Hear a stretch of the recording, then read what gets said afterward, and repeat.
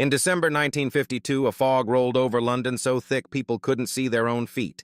By the time it lifted, it had killed more people than a small war. Here's the real chain.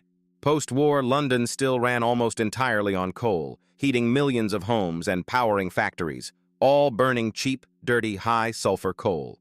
On December 5th, an unusual weather pattern settled over the city, a windless high-pressure system that trapped a layer of cold air right at ground level.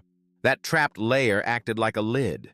Smoke that would normally rise and disperse had nowhere to go, and it just kept accumulating hour after hour.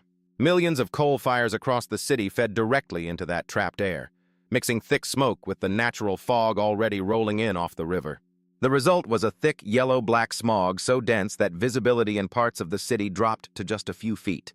Drivers abandoned their cars in the street because they simply could not see the road in front of them, even with headlights on.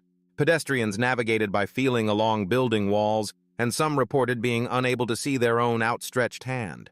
Indoor visibility suffered too. Theater performances were canceled because audiences couldn't see the stage, even from the front row. The smog lingered for nearly 5 days straight, from December 5th to December 9th, trapping the entire city under the same toxic air. Hospitals began filling with patients struggling to breathe, and ambulance services reported being overwhelmed within the first 2 days.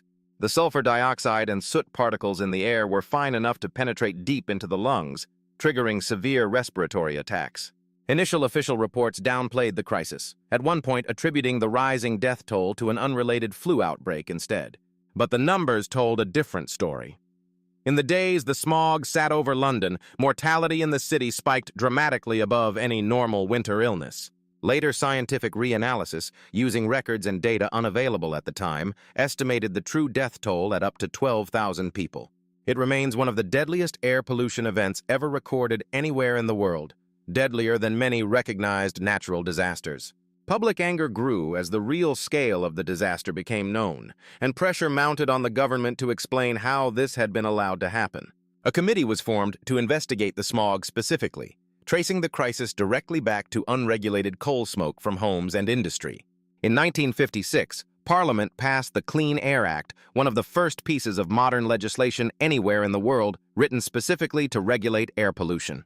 The law created smoke control areas across British cities, zones where only smokeless fuels could legally be burned in homes and factories. It also pushed industry and power generation toward cleaner fuels and taller chimneys designed to disperse remaining smoke well above ground level.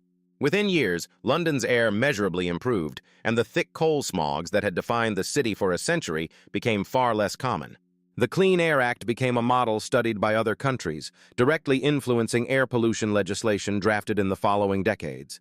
Modern air quality monitoring networks, the sensors that now track pollution in cities worldwide, trace their regulatory origin back to this exact event. A fog that trapped a city for 5 days ended up being the reason air pollution is treated as a public health emergency instead of just bad weather. Follow Forgotten Record for more Real Chains history.